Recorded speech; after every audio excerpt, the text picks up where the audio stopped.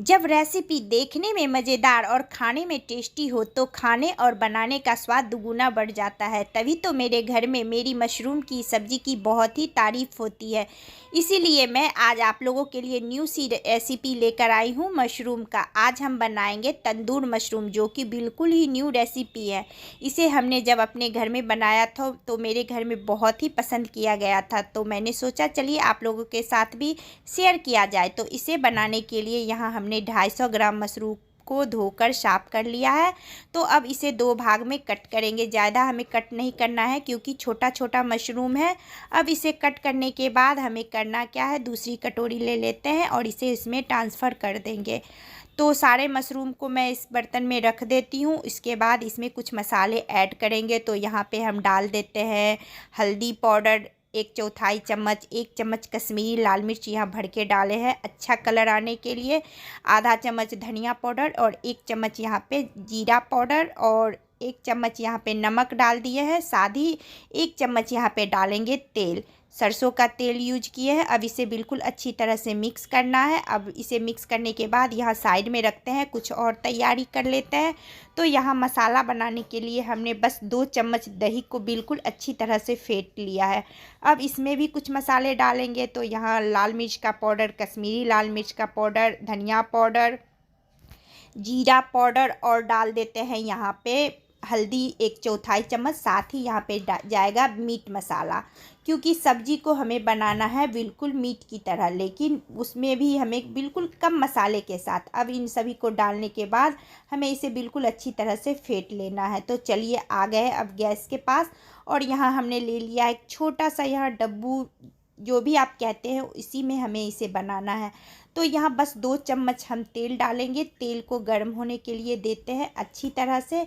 इसके बाद जो मशरूम को हमने यहाँ लिया था ना, इसे बिल्कुल अच्छी तरह से हिलाते डुलाते हुए इस तेल में सारे मशरूम को डाल देंगे। अब हमें इसे बिल्कुल अच्छी तरह से अलटते पलटते घुमाते फिराते अच्छी तरह से 5 मिनट तक बिल्कुल ब्राउन होने तक अच्छी तरह से फ्राई कर लेना है।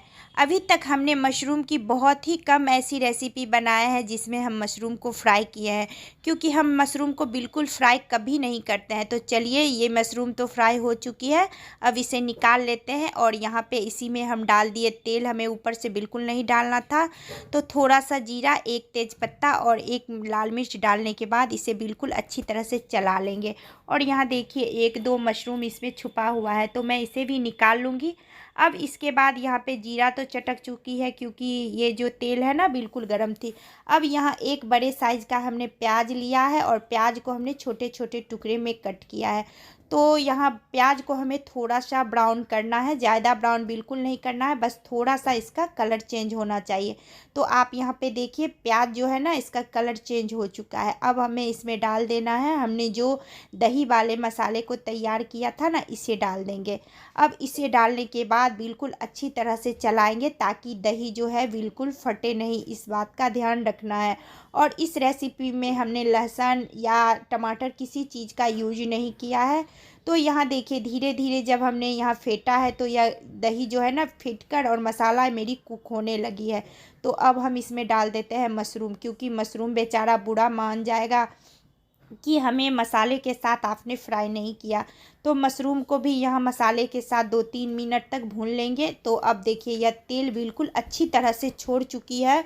तो अब हमें करना क्या है, थोड़ी देर के लिए इसे चलाने के बाद अब हम इसमें डालेंगे पानी। तो यहाँ पे इस बात का ध्यान रखें, आप पानी को थोड़ा सा गर्म कर ले। तो हम यहाँ पे पानी थोड़ा डाल रहे हैं, देख लेते हैं कितना पानी डालना है। तो ऐसे आप चावल सब के साथ खाए तो थोड़ा ज़्यादा डालिए, रोटी के साथ खाए थोड़ा कम डालिए।